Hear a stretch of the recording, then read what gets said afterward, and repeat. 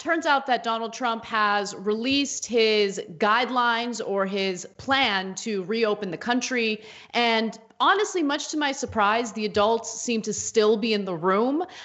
He is not exercising total authority in pressuring or forcing governors to open their states prematurely. In fact, this is a pretty reasonable guideline that he's put out. The guidelines actually suggest that reopening the states would require the states to see a sustained decrease in the number of coronavirus cases. So not only do you have to prove that the curve is flattened, you have to prove that it's been flattened for about 14 days.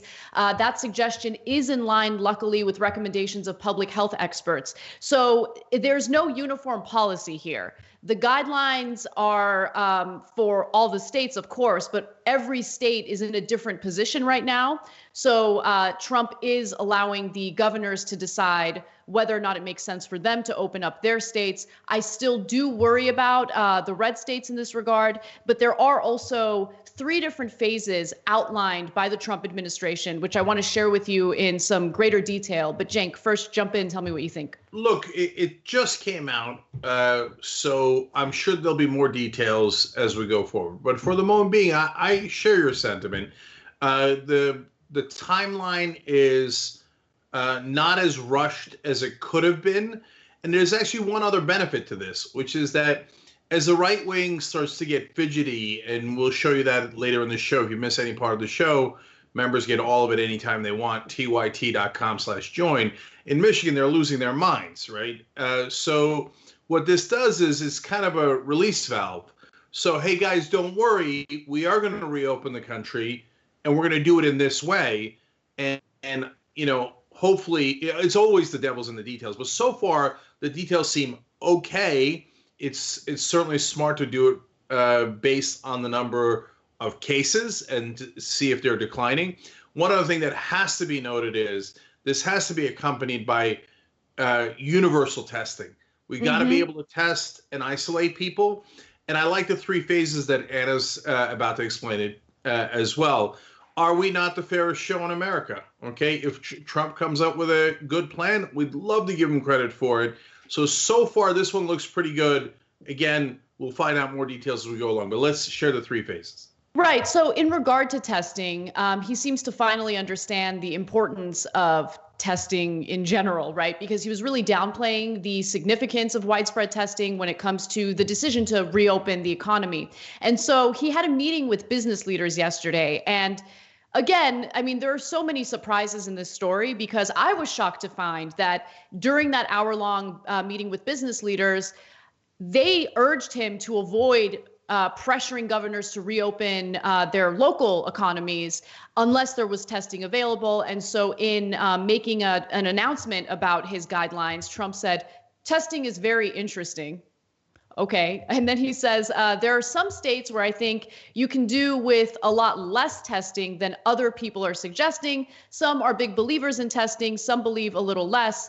But the important thing is, once the business leaders made clear to him that they want testing available, Trump finally seemed to understand the importance of that. And that's baked into the guidelines here, which is important. So phase 1 is very similar to what many states are already doing, but it loosens the restrictions just a little bit. So for instance, it calls on employers to telework if they have the capacity to do so. I think this is assuming that people who can't telework or can telework aren't already doing so. But he urges in phase 1, if you can do so, you should. Also, vulnerable people should shelter in place.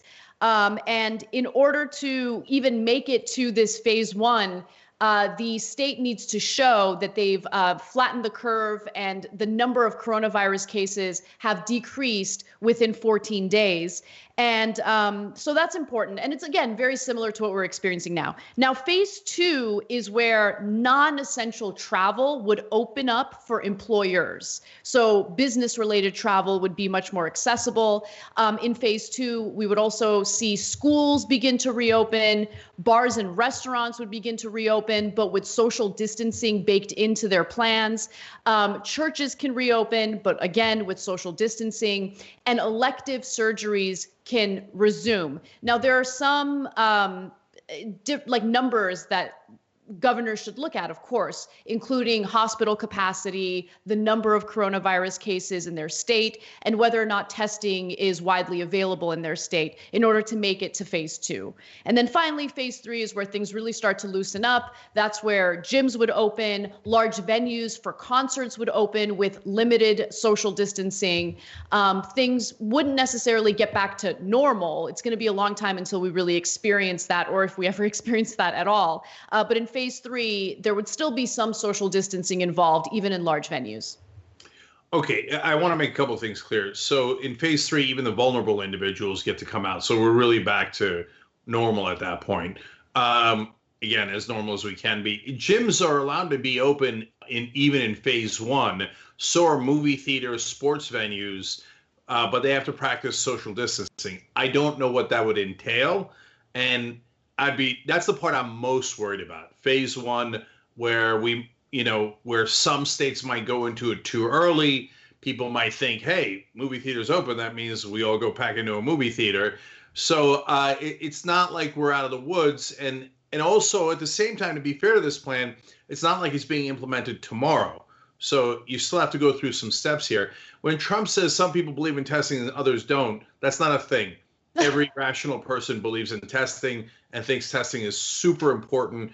That's how South Korea got the virus under control. That's part of Germany's big plan. And all of these have worked way better than what we've done here in America. The only person who doesn't believe in testing is Donald Trump. I mean, just as a matter of logic, that makes no sense, let alone what every scientist is saying.